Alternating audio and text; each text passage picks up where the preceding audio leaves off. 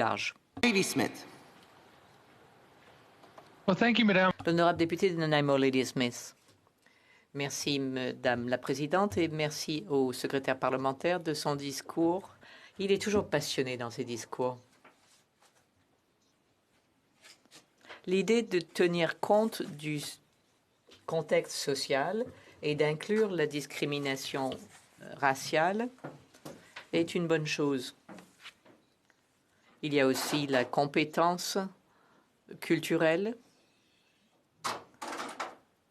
En Colombie-Britannique, c'est un principe appliqué pour la formation des médecins et des infirmiers et infirmières. Un concept qui devrait être adopté ailleurs au pays, parce qu'il est important de savoir comment la discrimination fonctionne, comment elle est institutionnalisée. Selon le secrétaire parlementaire, la sécurité culturelle, la prise en compte du contexte culturel pourrait-elle être un principe dans d'autres domaines au niveau fédéral? Secretary.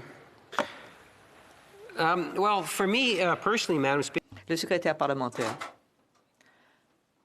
Selon moi, il faut une gamme large. Nous devrions apporter un soutien après une sensibilisation culturelle. En fait, au début des années 90, quand j'étais membre de l'Assemblée législative, je crois que j'ai participé à un conseil qui avait publié un rapport sur les façons de lutter contre le racisme. L'une des conclusions était qu'il fallait éduquer les gens, généralement parlant, pour parvenir à une sensibilisation culturelle. Le député demande quel est le rôle du gouvernement fédéral. J'estime que c'est de faire œuvre de leader au niveau national par les actions que nous prenons, entre autres.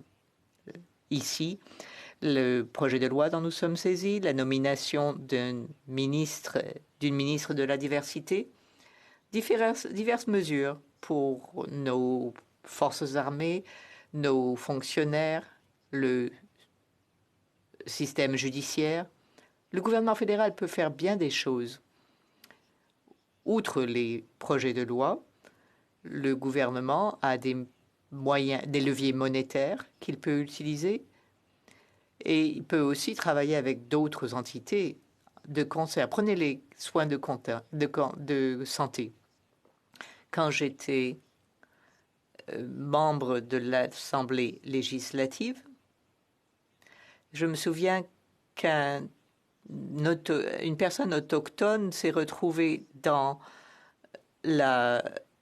aux urgences et y est mort et y est resté sans qu'on s'aperçoive qu'il était mort.